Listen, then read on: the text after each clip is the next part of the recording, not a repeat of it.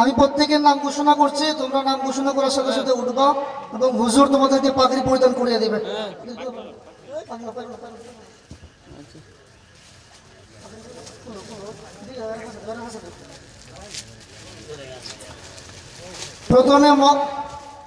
প্রথমে হলো হাফেজ মোহাম্মদ মামুন মিয়া, তার পিতার নাম মোহাম্মদ ফরিদ মিয়া গাঙ্গুলহাটি।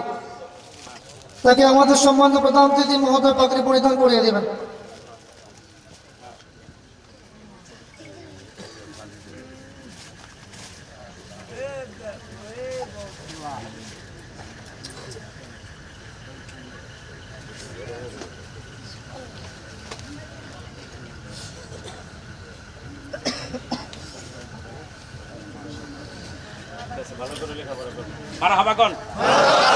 আল্লাহ কবুল করুক, সকল বলেন আমিন। আল্লাহ হক্কানি রব্বানি আলেম হিসাবে কবুল করুক। দ্বিতীয়ত হাফেজ মোহাম্মদ আব্দুল আলিম, পিতা জনাব মোহাম্মদ আলী, 40 নম্বর গাঙ্গুলহাটি।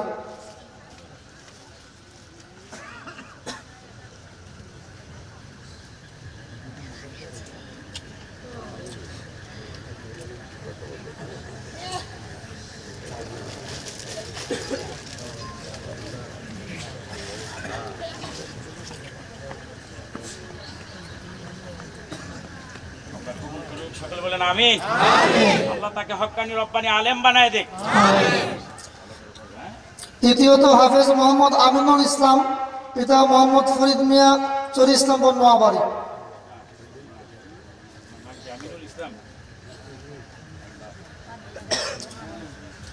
আমরা এখন আমাদের এই 3 জন হাফেজ যারা হয়েছেন, তাদের যারা পিতা এখানে উপস্থিত রয়েছেন, আমরা আপনাদেরকে একটু অনুরোধ করবো, আপনারা একটু মেহেরবানি করে আমাদের স্টেজে একটু চলে আসুন।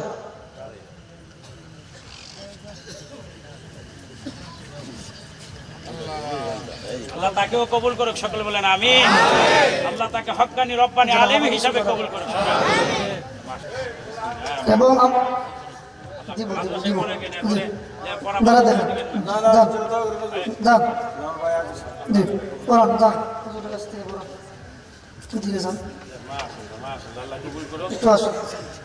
আমাদের হাজি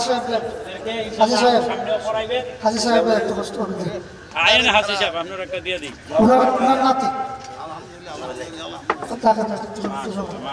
যারা হাফেজ হয়েছেন তাদের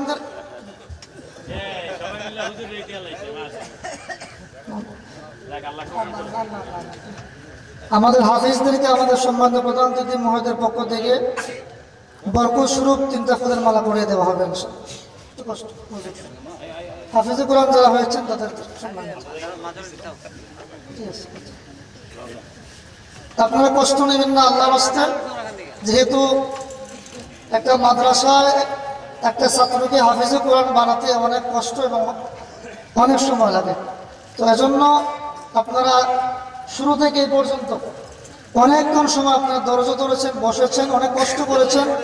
এজন্য আমাদের গাঙ্গুলহাটির পক্ষ থেকে আপনাদেরকে আমরা আন্তরিক মোবারকবাদ জানাই। আপনারা অনেকক্ষণ কষ্ট করেছেন। আল্লাহকে ডাকি রে বান্দা, আল্লাহকে ডাক, আল্লাহকে ডাকি রে বান্দা, আল্লাহকে ডাক। আল্লাহকে ডাকতে ডাকতে, আল্লাহকে ডাকতে ডাকতে জীবন কেটে যাক ওরে ভাই। আল্লাহকে ডাকতে ডাকতে জীবন কেটে যাক। আল্লাহকে ডাকি রে বান্দা, আল্লাহকে ডাক।